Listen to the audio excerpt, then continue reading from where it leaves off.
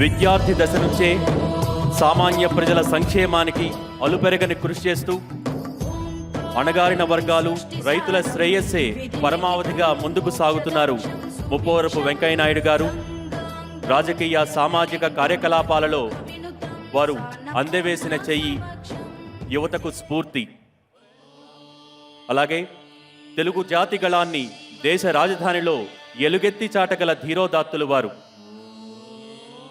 దేశ రాజకీయాలలో కీలక పాత్ర పోషిస్తున్న కేంద్ర పార్లమెంట్ వ్యవహారాలు మరియు పట్టణాభివృద్ధి శాఖ మంత్రి శ్రీ ముప్పవరపు వెంకయ్య నాయుడు గారు గత సంవత్సరం కూడా ఇక్కడికి విచ్చేశారు.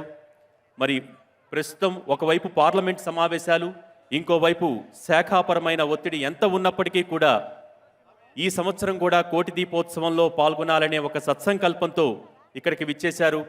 వారికి మరొక్క మారు సాదర స్వాగతం పలుకుతూ మనందరినీ ఉద్దేశించి వారిని 5 నిమిషాలు మాట్లాడవలసిందిగా కోరుతున్నాం. వారు మాట్లాడిన తర్వాత వేదిక పైన అత్యద్భుతమైన పూజా కార్యక్రమాలు, కళ్యాణోత్సవాలు తదుపరి కార్యక్రమంగా కొనసాగుతాయి. కేంద్ర మంత్రివర్యులు శ్రీ ఎం వెంకయ్య నాయుడు గారిని మాట్లాడవలసిందిగా కోరుతున్నాం.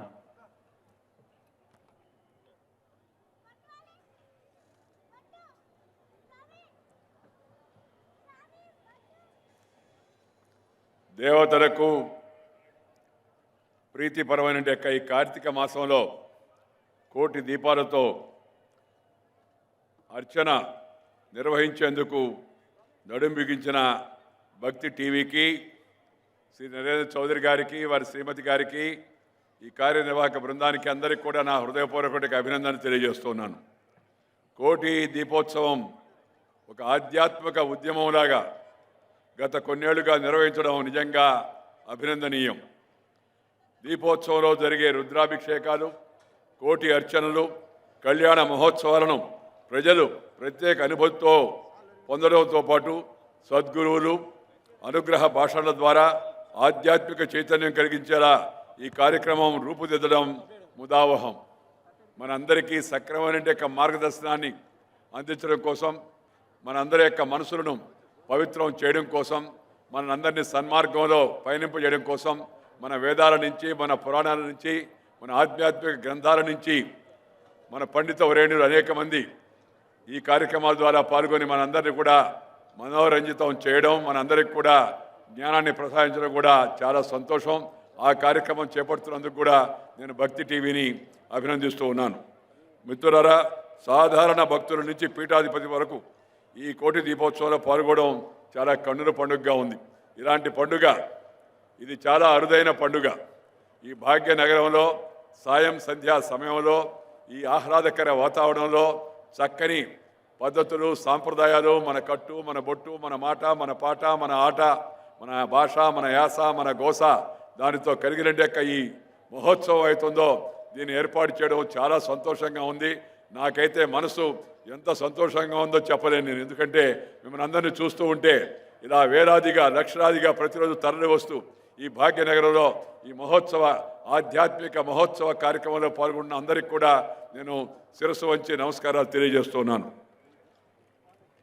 పనుల ఒత్తిడితో ఆధ్యాత్మిక కార్యక్రమాల్లో పాల్గొనలేని వారు ఇలాంటి కార్యక్రమాలు పాల్గొనడం ద్వారా మానసిక ప్రశాంతత పొందవచ్చు.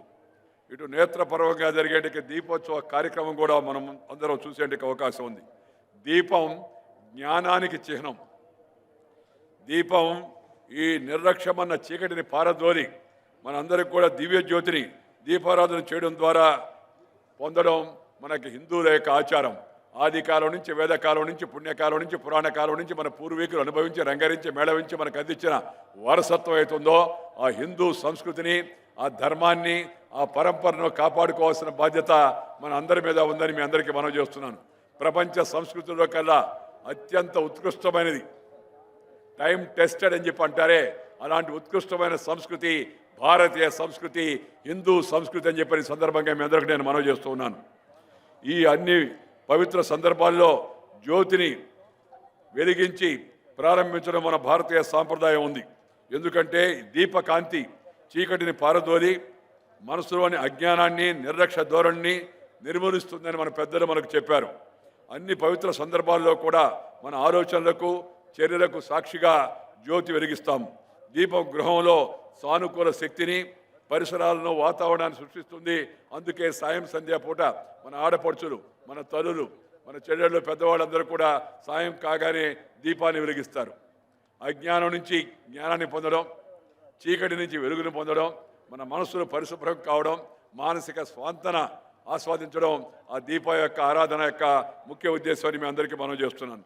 ఒక దీపాన్ని వెలిగించినప్పుడు అది కేవలం దృశ్యపరంగానే కాకుండా శక్తిపరంగా కూడా పూర్తి ప్రదేశాన్ని ఒక భిన్నమైన శక్తితో నింపుతుందన్న అవగాహన మనకి ఆచారం వచ్చింది. దానివల్లనే ఆ వెలుగులో మనకెంతో విశాల ప్రాపంచిక పరిజ్ఞానం కూడా మనకి అబ్బురపడుతుంది. దాంతోపాటు ఈ కాంతికి ఒక విద్యుత్ అయస్కాంత శక్తి ఉంటుంది. ఒక ప్రాంతంలోని ఉష్ణోగ్రత ఆ ప్రాంతంలో ఉన్న కాంతి కిరణాల రంగు మీద ఆధారపడి ఉంటుంది. ఒక రంగు కిరణానికి ఒక ఫ్రీక్వెన్సీ ఉంటుంది. అలాగే మనం వెలిగించే దీపపు కాంతికి ఉన్న విద్యుత్ అయస్కాంత శక్తి ఆ ప్రాంతంలో ఉన్న ఉష్ణోగ్రత మరియు వాతావరణం మార్పుల మీద తన ప్రభావాన్ని చూపించి ఆ వాతావరణాన్ని మారుస్తుంది. గాలిలో మార్పులు తీసుకొచ్చి తద్వారా మన శరీరంలో ప్రవేశించి నాడులను శుభ్రపరిచి వాటిని ప్రభావితం చేసి రక్తంలో ప్రవేశించి దానిలో ఉన్న దోషాలను కూడా తీసివేస్తుంది. ఇది దీపం వెలిగించడం ద్వారా సూక్ష్మంగా జరిగే యొక్క మహత్తరమైన ప్రక్రియ అని చెప్పని ఈ సందర్భంగా మీ అందరికీ నేను సవినయంగా మనవి చేస్తున్నాను. ఈ దీపానికి ఆధ్యాత్మికంగా, సాంస్కృతికంగా, శాస్త్రీయంగా ఎంతో విశిష్టత ఉంది. ఈ సముద్ర సంస్కృతిని కాపాడుకోవడం మనందరికీ కర్తవ్యం. పాశ్చాత్య వ్యామోహం వైపు టీవీలు, అలాగే సినిమాలు, వాటి వల్ల వచ్చే పరిణామాలు, వీటన్నిటి నుంచి కూడా మన సంస్కృతిని, మన సభ్యతను, మన ఆచారాలను, మన సాంప్రదాయాలను మనం కాపాడుకోవాలంటే మన సాంప్రదాయాన్ని మనం కొనసాగించాలా. మన పిల్లలకు, మన భావితరాలకు ఈ సాంప్రదాయాన్ని మన అందరూ కూడా అందించాల్సిన అవసరం ఎంతో ఉంది. అలాంటి మహత్తర కార్యక్రమం మనందరిలో ప్రేరణ సాగించేందుకు, ప్రేరణ ఇచ్చేందుకు చక్కని కార్యక్రమం చేపట్టేట భక్తి టీవీ బృందానికి, అలాగే శ్రీ నరేంద్ర చౌదరి గారికి, వారి శ్రీమతి గారికి, కుటుంబ సభ్యులందరికీ కూడా నేను ప్రజలందరి తరఫున హృదయపూర్వకమైన అభినందనలు తెలియజేస్తున్నాను. భగవంతుడు వారికి మరింత ఆయురారోగ్యాలు అందించి ఇలాంటి యొక్క మంచి పనులు చేసేందుకు మరింత ప్రోత్సాహాన్ని, ఆశీర్వాదాన్ని కూడా ఇవ్వాలని ఆ భగవంతుడిని ప్రార్థిస్తున్నాను. ఆఖరిగా నేను చెప్పేది ఒకటే, ఈ పవిత్ర యజ్ఞం ఇది. ఈ పవిత్ర యజ్ఞంలో మనందరం కూడా పాల్గొవాల్సి ఉంది.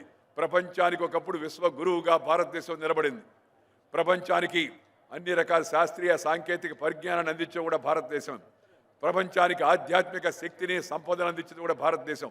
అలాంటి దేశ పౌరులైన మనందరం కూడా ఆ దేశం యొక్క సాంస్కృతిక సాంప్రదాయానికి, వారసత్వానికి ప్రతీకలుగా నిలబడి మన జీవన విధానంలో మార్పులు తీసుకొచ్చి సద్భావనతో, సత్ప్రవర్తనతో సమాజాన్ని శాంతియుతంగా నడిపేందుకు మన అందరం సహకరించాల్సిన అవసరం ఎంతో ఉంది. మన సంస్కృతి అంటే ఏమిటి అని ఒక ఆయన అడిగాడు మొన్న. సంస్కృతి అంటే జీవన పద్ధతి అని చెప్పాను నేను. మతము వ్యక్తిగతము, మతము వ్యక్తిగతము, మన అందరి గతము కూడా ఒకటే అనే విషయాన్ని మన అందరూ కూడా గుర్తుపెట్టుకోవడానికి అవసరం ఎంతో ఉంది. ఆయన మళ్ళీ అడిగాడు నన్ను, అడిగా సార్ అర్థమయ్యే భాషలో చెప్పండి సంస్కృతి అంటే ఏందని. సంస్కృతి అంటే జీవన పద్ధతి, మనం జీవించే విధానం, it's a life style, way of life అని చెప్పాను. అయినా ఇంకా వివరమని చెప్పన్నాడు. ఆయనకు చెప్పాను సంస్కృతి అంటే ఏందయ్యా అంటే, నీ దగ్గర రొట్టె ఉంటే నీ రొట్టెను నువ్వు తింటే అది ప్రకృతి. నువ్వు పక్కన వాడి దగ్గర రొట్టెను లాక్కొని తింటే అది వికృతి.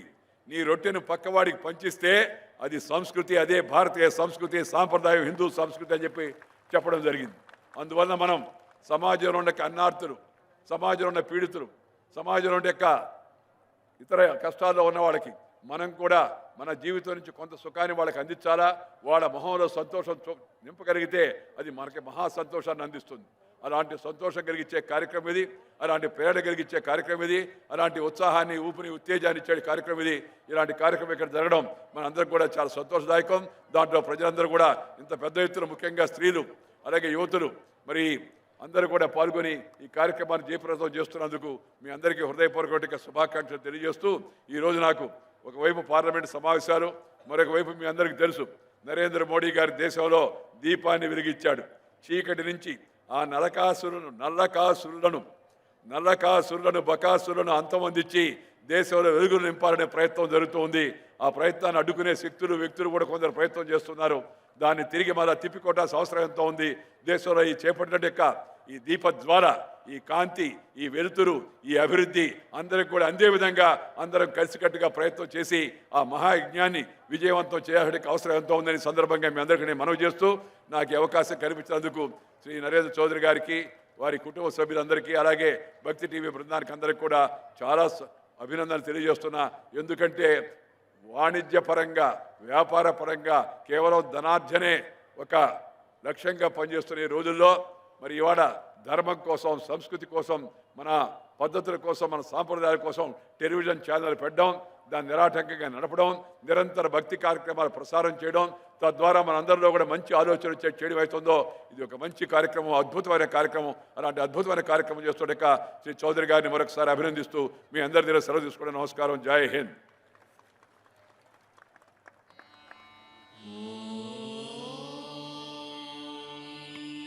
సమాజాన్ని ఆధ్యాత్మిక చింతన వైపు మళ్లించేందుకు భక్తి కోటి దీపోత్సవం ఒక ప్రేరణగా నిలుస్తోందని చక్కటి 4 మంచి మాటలు మాట్లాడారు మాన్య కేంద్ర మంత్రి వర్యులు ముప్పవరపు వెంకయ్య నాయుడు గారు. వారికి ధన్యవాదాలు తెలియజేస్తున్నాం.